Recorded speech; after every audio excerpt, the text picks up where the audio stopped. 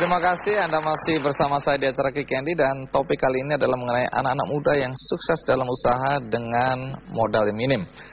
Mary, waktu awal mulai mencoba berwirausaha, itu apa yang Anda lakukan? Banyak sekali.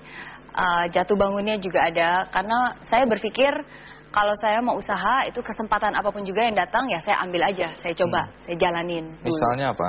Misalnya waktu pertama-tama kali itu saya pernah diajak teman bisnis MLM.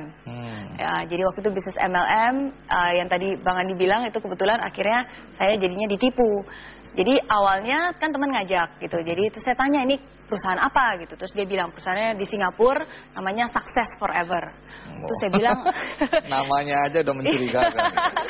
Ya terus saya bilang saya nggak pernah dengar itu Success Forever, apa itu?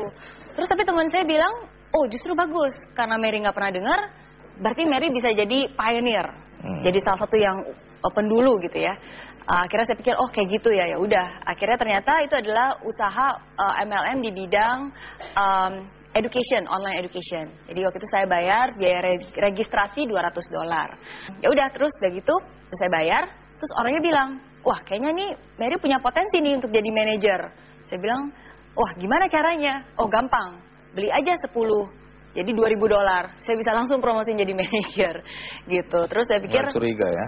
Saya curiga, tapi saya pikir ya udah saya 200 aja coba dulu. Jadi teman saya bayar $2.000, akhirnya dia jadi manajer saya, padahal datangnya barengan.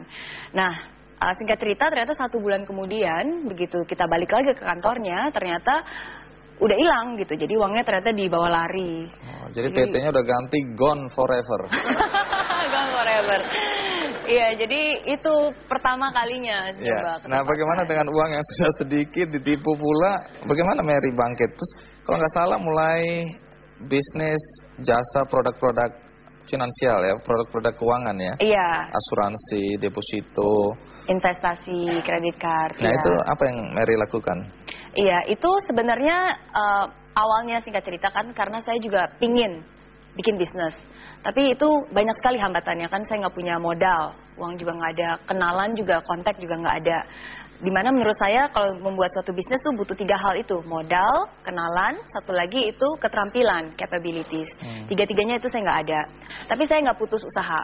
Saya melihat orang-orang sekitar saya dan saya melihat pengusaha-pengusaha sukses dan saya mulai berpikir bahwa untuk jadi seorang pengusaha itu sebenarnya nggak harus selalu buka toko atau bikin produk atau ya misalnya bikin restoran, itu nggak harus.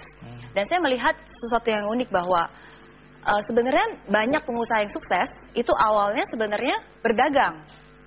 Dan berdagangnya pun ya dagangan orang lain gitu, jadi barangnya orang lain ya dia perjualbelikan.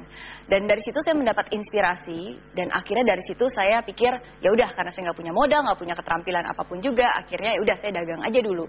Ya jadinya saya mulai ke bisnis saya yang pertama itu di bidang finance. Jadi saya jualan produk-produk finansial dari tabungan, asuransi, caranya investasi. Cara ini juga unik karena kalau di sana, kalau di Singapura kan biasanya mereka pertama jual di kenalan-kenalan gitu ya, kenalan. Kan saya nggak punya kenalan.